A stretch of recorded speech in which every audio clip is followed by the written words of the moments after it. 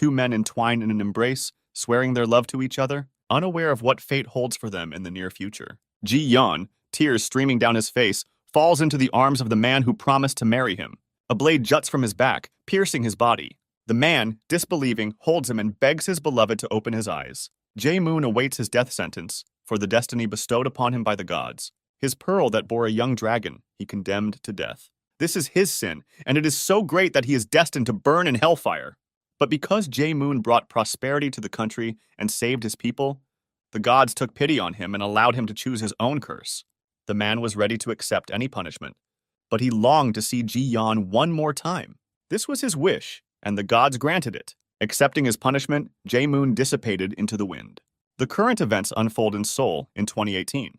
The shopping mall is teeming with people, some in a hurry, others shopping. A man engrossed in a phone conversation notices no one around him, not even the boy running down the corridor. Ji-yeon, trying not to be late for an interview, bumps into the stranger with his shoulder. Jae-moon puts his phone away and looks at the young man who distracted him. The blonde stops and glances back, sighing guiltily. A spark passes between the men. They don't speak, yet seem to understand each other. Ji-yeon speaks first, finally apologizing, while Jae-moon eyes him suspiciously. In an instant, the young man remembers his purpose and runs off again. The man remains, regretting not getting his number. A voice from his phone brings him back, and Jae-moon resumes his conversation. The curse stated they wouldn't recognize each other upon meeting, and so it happened. The weather outside is gloomy and terribly rainy. Ji-yeon, wrapped in a blanket, still sleeps despite it being past noon. He dreams of standing in the rain, drenched to the bone. From afar, he hears heartbreaking sounds that make him turn around. Suddenly, he sees a dragon's face and a piercing voice calling him "Mother." Waking up in terror, Ji-yeon opens his eyes wide, trembling. Sitting up, he tries to grasp what is happening in reality. He always has this dream when it rains and wonders why nothing changes. All his questions seem washed away by the rain, but the dragon continues to call him "Mother." A few seconds later, his alarm rings, prompting Ji-yeon to get up and take a walk. Outside, it still pours relentlessly, offering no pleasure in a walk. Suddenly, a message arrives, stating he failed the interview again. The reason given is absurd, as Ji-yeon knows the real one. It's because he is an Omega. Even with a good education, those unfortunate enough to be born Omegas are doomed to fail. Their reality is an expensive set of suppressants, tailored to each Omega's individual characteristics. The Alpha government claims to care for Omegas, but their lives are filled with disappointment. Ji-yeon's elderly father distracts him, calling him over from the entrance of a grand building. The old man greets him with a smile, taking a second umbrella and stating they won't need to come here again. The blonde stops abruptly, standing behind his father and asking what he means. It turns out the gallery worker said he wouldn't be exhibited there anymore. Ji-yeon's heart races as he realizes the gravity of the situation. No exhibitions mean no money means no suppressants. If he tries to survive without suppressants, selling his body would be his end. Deciding it's not the time to despair, Ji-yeon gathers his strength and hugs his father, smiling and saying everything will work out, no need to worry. He promises to help with money and asks his father not to be sad, who in turn asks his son not to overdo it. Nevertheless, Ji-yeon's smile fades quickly, as thoughts of whether he will be okay fill his mind again. Eventually, he finds a job as a waiter. Ji-yeon has no choice but to work in a restaurant, where each day is a rush. During one shift, he feels unwell, almost fainting while taking a customer's order. The man at the table turns out to be Jae-moon, who immediately reacts, catching the waiter before he falls. The last thing Ji-yeon sees before losing consciousness is a blurry face above him and a pleasant scent in the air. He wakes up abruptly, sitting up on a couch, trying to understand what is happening. At that moment, a colleague peeks into the room, seeing him awake, and informs him the manager has given him the day off. Ji-yeon doesn't hesitate and soon heads home, but on the way, he feels unwell again. His head spins terribly, not surprising after working night shifts all month. Suddenly, he senses a pleasant smell and looks around, hoping to find its source, but quickly covers the lower part of his face with both hands. In the next moment, he rummages through his bag, searching for pills, not understanding why the symptoms are appearing so early. With trembling hands, he opens the bottle and realizes he's out of pills. Disbelieving, he doesn't notice the bottle slipping from his hands and shattering on the asphalt. Passers-by begin to whisper and talk about him, and he covers his ears to block out the insults. Ji-yeon cries, his body trembling, and other Omegas offer their pills, hoping they might suit his type. However, none of them are suitable, and he resolutely refuses, claiming he has called a friend who will arrive soon. The Omega's gazes turn judgmental, and they politely bid him farewell, hurrying away. In truth, Ji-yeon lied, and no one is coming. If he goes to the center, it will be revealed he pretended to be a beta. He always received his salary just before his heat and continued working, pretending to be a beta. But this time, the effect of the pills wore off before payday, and he didn't know what to do next. Suddenly, Jae-moon interrupts his thoughts, sitting beside him and asking if he's okay. Ji-yeon doesn't answer, asking who this man is. The brunette reminds him he caught him when he fainted. Offering his hand, Jae-moon offers to help, saying he can drive him home. But Ji-yeon seemingly ignores him, asking why he can't smell him. It turns out the brunette can smell, but because he takes strong suppressants for work, he hardly feels it. Ultimately, Ji-yeon has no choice but to leave with the stranger, rather than stay in the middle of the mall. Bringing him to his office, Jae-moon lays him on a couch and then decides to leave. It's because the suppressants are wearing off, and if he stays, things will go badly. But as he touches the door handle, Ji-yeon's voice pleads for help once more. After spending some time together, Jae-moon asks his assistant to take the young man home. Ji-yeon wakes up again past noon in his bed, due to a persistent phone call. Not wanting to move much, he reaches for the phone and places it on his cheek, answering. Yul Nuna is so loud that he jumps out of bed, asking what happened. She was worried about her friend's condition and began bombarding him with questions while he tried to wake up fully. Suddenly, his attention is drawn to a small gift bag with his name on it. Memories of the previous evening flood in. Jae-yeon feels a whirlwind of emotions, not hearing what Yul Nuna says. Finally responding, he bids her farewell and slowly slides off the bed, feeling only shame, not understanding how he agreed to such a thing. In the bag, Ji-yeon finds suppressants, the very pills he ran out of, and a box containing a rather dubious item. Pushing it aside, he considers the man quite insane for sending such gifts. Opening the wardrobe, Ji-yeon prepares to change, but suddenly wonders if he should sleep more. Meanwhile, Jae-moon is occupied with his own affairs, wondering if the young man he helped got home safely. Regardless, he feels nothing but frustration, having just been with the blonde, yet longing to see him again. Taking his work papers, the man tries to push the intrusive thoughts away and focus, but the image of the recent events lingers before his eyes, and despite it all, he still hasn't got the young man's number. Suddenly, a phone call from Mr. Yongju came through, and Jae-moon answered. The man on the other end began yelling and complaining about Master Ji-sung and the removal of his paintings from the exhibition. The brunette froze for a moment, unable to respond as he had no knowledge of such an occurrence. Promising that the situation would be rectified, Jae-moon ended the call. Despite his pleas for his employees not to take initiative, as expected, trouble still arose. Calling Gi Yunsun, his manager, the man inquired about the status of the task. Stammering slightly, the manager assured him everything was fine and explained the situation with Ji-seung. But no excuses were necessary, for Jae-moon had personally brought this artist when the gallery was founded, and his manager could not dismiss him so easily. Angrily, he threatened his subordinate with dismissal if he continued to act independently. Hanging up the phone, Jae-moon exhaled. He was noticeably tired of work, and he desperately wanted to see Ji-yeon. Once again, embarrassed by the vision in his mind, he suddenly wondered how old the young man was. In any case, it wasn't of paramount importance now, as a great deal of work had accumulated recently. First, he needed to work on the expansion project, then visit Master Ji-seung. Jae-moon was confident that everything would be all right, so he decided to visit the old man in 5 days.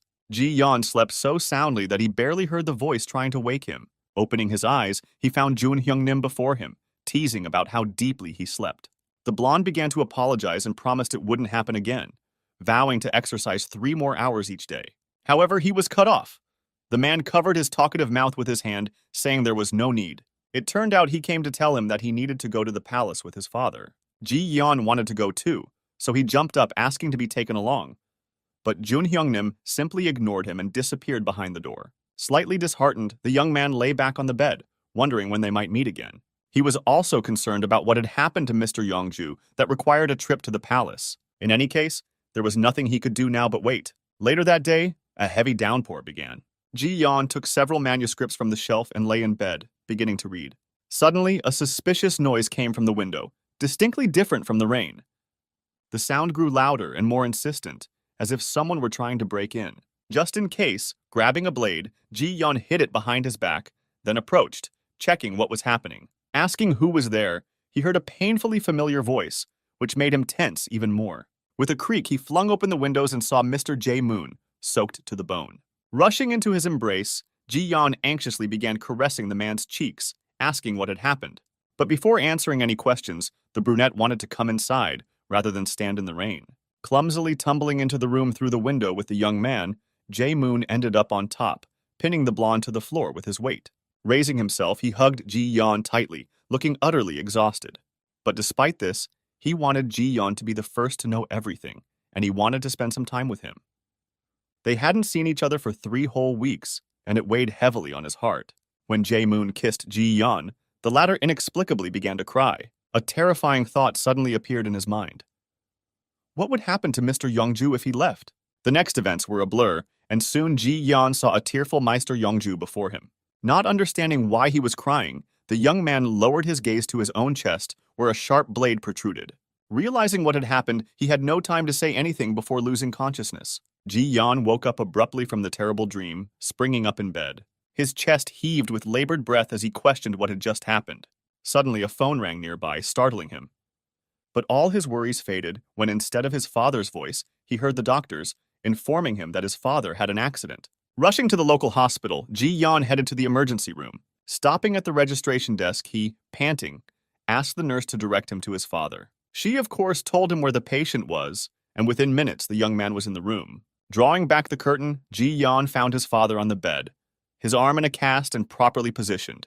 The young man asked him to recount what had happened, but first, the old man asked him to return home. Deeply worried about his father's condition, Ji-yeon asked if he could leave the hospital, and fortunately, no other issues were found besides the arm. Once home, the blonde began to pester the old man with questions about how it all happened.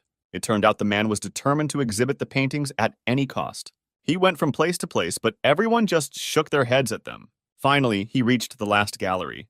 It was spacious inside, filled with oriental paintings, so he thought he would succeed there. However, one of the staff made a phone call, and then some men came and grabbed him. After being thrown out of the building, he fell and woke up in a hospital bed.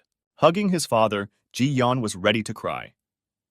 He had said he earned enough and asked not to overwork, but the man knew how hard it was for his son, so he still tried to help. In the past, his paintings were exhibited thanks to the director, but now he couldn't just sit idly by, knowing how difficult things were for Ji-yeon. The man was glad his son had his own income, but he didn't want anything bad to happen to him. Pulling away, the young man blushed, preparing to confess that he had already spent time with an alpha. But he wasn't allowed to. Suddenly, the doorbell rang, startling Ji-yeon. Approaching the intercom, he asked who was there. It turned out to be someone from the gallery, asking for Master Ji-seung. Opening the door, the young man expected to see anyone but Jae-moon. Both men froze in confusion and embarrassment. Jae-moon couldn't believe Ji-yeon was the master's son. The silence was broken by Ji-seung, peeking around the corner and surprised to see the director. All 3 pairs of eyes widened in realization, and the young man glanced between his father and the guest several times, while the latter turned away. Ji-yeon grew noticeably angry, assuming this man had fired his father. Going to make coffee, the blonde invited Jae-moon to sit with his father. It turned out the director had come to talk and explain the situation. But looking at the master's son made him sad, thinking the young man didn't recognize him. Quickly preparing the drinks, Ji-yeon returned to the living room. Handing his father a cup, he also offered one to the guest, but then lifted it up, and cold coffee was poured entirely onto Jae-moon's head. The shocked father jumped up. Ji-yeon looked pleased with what he had done, and the man bowed his head, letting the coffee drip from his hair onto the carpet. Grabbing his son by the shirt, Ji-seung ordered him to quickly apologize for what he had done. But Ji-yeon ignored his father, demanding Jae-moon leave their home. The old man, clearly upset, didn't understand why his son was saying this. Finally, the blonde couldn't hold back, accusing the guest of all his actions that led to the master's dismissal. He also reproached Jae-moon for not coming earlier, saying it no longer mattered now. Ji-yeon continued to curse, demanding the man apologize, but he just sat there, guiltily hanging his head. Suddenly, he laughed, causing the young man to be utterly confused. Looking up, Jae-moon noted how absurdly everything had unfolded.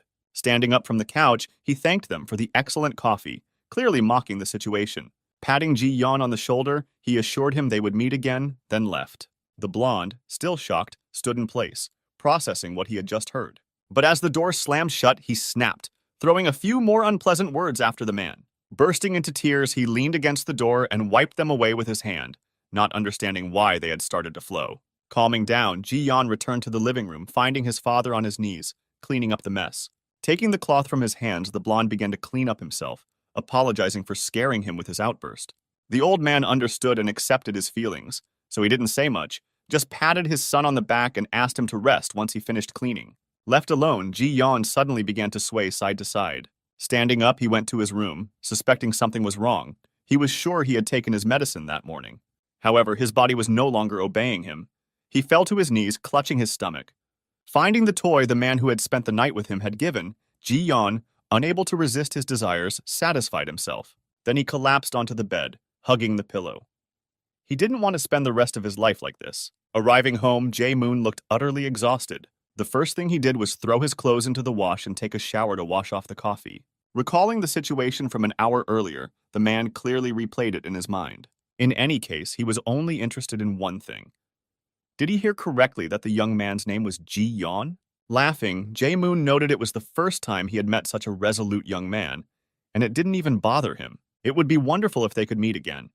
But first, the man needed to solve a pressing issue. It would be challenging to resolve, but he was willing to do whatever it took. The next day, his secretary entered his office, bringing the report he had requested. The man analyzed the income and expenses of the curator Gi Yoon-sun. Glancing at the report, Jae-moon asked if the information was accurate, and upon receiving confirmation, he realized the dire nature of the situation. The report was a document on expenses from August 13, 2017 to September 2, 2018. During these 14 months, the wages of young artists had decreased by 300,000 won, and Gi Yoon-sun had embezzled 75,600,000 won. Several young artists and some older ones had refused contracts, disagreeing with the terms. Currently, the total losses amounted to 4,775,600,000 won. Leaning back in his chair, Jae-moon understood how much the curator had taken from the staff, and that he had no appreciation for the value of others' money. Losing money wasn't the worst. It could be earned back. But the time wasted, the gallery's reputation, and the harm done to the artists, all this displeased Jae-moon. He needed to discuss everything with a lawyer and would try to contact the artists as the situation unfolded. He asked his secretary to adjust the schedule while they searched for a new curator. Not fully grasping the predictability of his director's actions, the man wished him luck, though he himself looked terribly exhausted. With some free time, Jae-moon headed to the restaurant where Ji-yeon worked. A waitress immediately approached him, greeting and inquiring about the number of people for the table. As the man glanced at her, she blushed, mentally noting that he was very handsome and probably a celebrity. But Jae-moon was there not for that. He was looking for Ji-yeon, who, as it turned out, had left just 3 minutes before his arrival. Rushing out of the restaurant, the brunette hurried to find the young man, hoping to catch up. Suddenly, he was drawn to a crowd discussing a street altercation where a thug had taken an envelope of money from a young man. These individuals turned out to be a stranger and Ji-yeon, the tension between them escalating with each passing second. The blonde politely asked for the envelope to be returned, unwilling to waste time in conversation. But the thug refused to give back the stolen item. Moreover, he called the young man derogatory names. He blatantly pointed out Ji-yeon's condition, mocking him in front of everyone, and then reached for his face, pretending to help. Jae-moon was about to intervene, but Ji-yeon didn't look as described by the stranger. The young man was furious. With only a second left before the thug touched him, the brunette didn't want to let the man lay a dirty hand on Ji-yeon. Despite the stranger being twice his size, the adrenaline-fueled blonde grabbed his arm and threw him over his shoulder. The man hit the ground hard, his back aching from the impact, and the crowd watching sighed in relief. Looking down at the thug, Ji-yeon declared that he had warned him to return the envelope politely. However, the man grew even angrier, emphasizing that the young man was an Omega. He released his pheromones into the air, causing Ji-yeon and those nearby to cover their faces, clearly disgusted by the smell. Ji-yeon fell to his knees, trembling involuntarily, which the stranger took advantage of, rising and laughing at him. He crudely remarked that since the young man behaved like an Omega, he should act accordingly and be under an Alpha. Then the thug swung to hit the poor young man, but his hand was caught just in time. Once again, Jae-moon, being Ji-yeon's savior, handed him a handkerchief, asking him to cover his nose. Seeing himself ignored, the stranger rudely called out to the brunette but quickly fell silent, humbly dropping to his knees. Jae-moon had released his pheromones, which were far stronger than the alphas before him. As he knelt beside the thug, the latter began apologizing and making excuses, admitting his fault in the confrontation. But the brunette intended to speak clearly and to the point. If the man continued such behavior, he would face legal consequences. What Ji-yeon did was self-defense, but if the thug disagreed, he could accompany Jae-moon to the police and explain his actions. Hoisting the blonde onto his back, He warned the stranger that if he didn't want to face repercussions, he should stop bullying the weak, thereby discrediting alphas. With that, Jae-moon carried the injured young man to his car, seating him in the front. For safety, he fastened the seatbelt around him and covered him with his jacket. Ji-yeon woke up to someone calling his name again. Turning his head, he found the brunette standing nearby, watching over the Omega with concern. Looking closely, the young man saw in him the man of his dreams. But then he remembered that this was the same man from the gallery, the director who had fired his father. Ji-yeon immediately felt antagonistic toward him, showing his detachment. But Jae-moon was persistent, stating that he had often lost things he liked to others. Nothing had ever held his interest for more than a week, but the blonde was different. Even after all this time, he continued to think about him, so he wanted to propose a deal. Ji-yeon was visibly confused, his mind racing with numerous assumptions, the foremost being that the director had fallen for him. However, it was much simpler. The man offered the blonde to work with him. The young man immediately asked what kind of work he meant. Jae-moon referred to curatorship and a bed partner, assuring there would be no overtime. And besides, the young man already had experience with him. Ji-yeon still didn't understand what experience he was talking about, and then the brunette reminded him that it was he who had embraced him that day. Shaking his head and then covering his face with his hand, the blonde asked to slow down a bit to digest what was said. When Jae-moon confirmed everything in detail, Ji-yeon made a face, to which the former was slightly disheartened. Deciding it was a topic for later discussion, the brunette now wanted an answer to his question. The young man didn't understand why he would do this if his father had been injured because of this man. Calling Jae-moon not the kindest word, he confidently stated that he wouldn't work with him because he didn't want to. Realizing this approach wouldn't work, the brunette tried another. If they worked together, he would pay for the master's treatment and recovery and provide Ji-yeon with daily expenses for a comfortable life. But it would only happen if the young man didn't push him away. Leaning in, the man cupped his face with both hands, intending to kiss him. Additionally, he released his pheromones, intending to get his way, but things took an unexpected turn.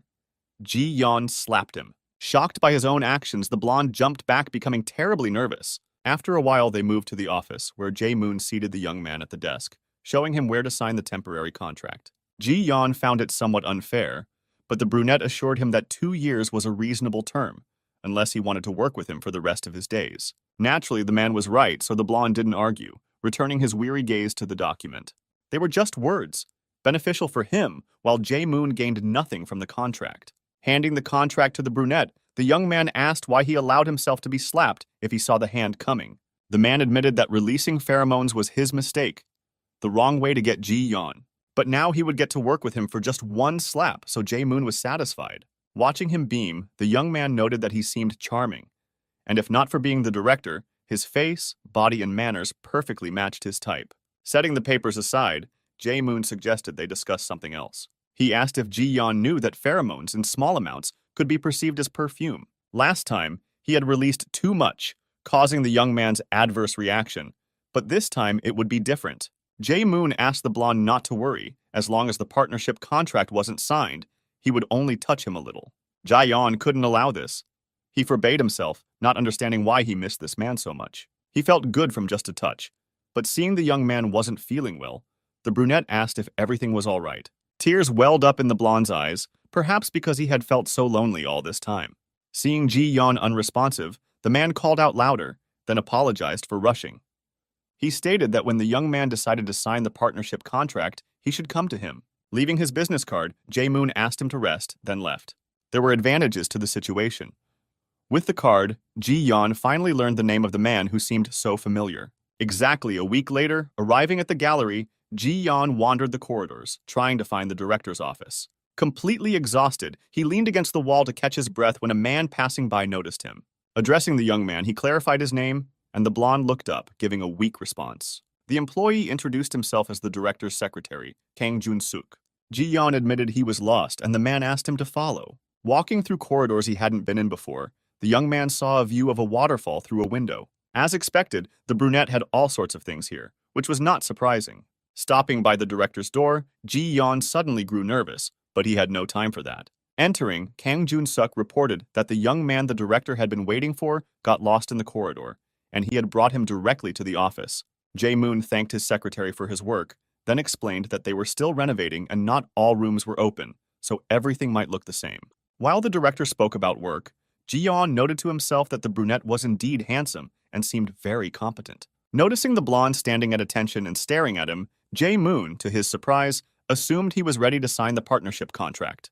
Fantasizing, he didn't notice when he laughed, causing a slight discomfort among those present. Unable to bear the intense gaze, Ji-yeon asked the director why he was looking at him that way. Shaking his head, the man assured him everything was fine, then reminded him that the secretary would help the new employee with the transition and explain everything. With that, he dismissed Ji-yeon, who, of course, hurriedly left, closing the door quietly. Notably crestfallen, he confided in the secretary that their situation had worsened, and the stolen funds had been invested in another gallery. The man inquired whether he should continue monitoring the trader, but Jae-moon requested that he leave the matter be, as they would eventually face him in court. Dismissing the employee, he also asked him to take care of Mr. Ji-yeon, as previously instructed. Lying on the couch in his private office, the young man repeatedly read the names of artists and the titles of their paintings, hoping to remember at least one. The man explained to him that each artist was valued in the gallery, so he needed to know at least a few of their works. Moreover, trust between the gallery and the artists was just as important as money. Even so, Ji-yeon felt there were too many of them, yet he knew he needed to try, no matter how difficult it was. Unaware of how time flew by, the blonde opened his eyes, noticing that it was already quite dark in the office. Jumping up suddenly, he realized he had fallen asleep for several hours. Grabbing his head, Ji-yeon felt a treacherous headache when a question was suddenly posed to him. Sitting up, he saw Jae-moon before him, who, fortunately, had only been in the office for 5 minutes. It was time to go home, so the man suggested Ji-yeon join him for dinner at a restaurant. Before the young man could refuse, he also offered him overtime work, to which the blonde wasn't particularly thrilled. Nonetheless, he agreed to dinner.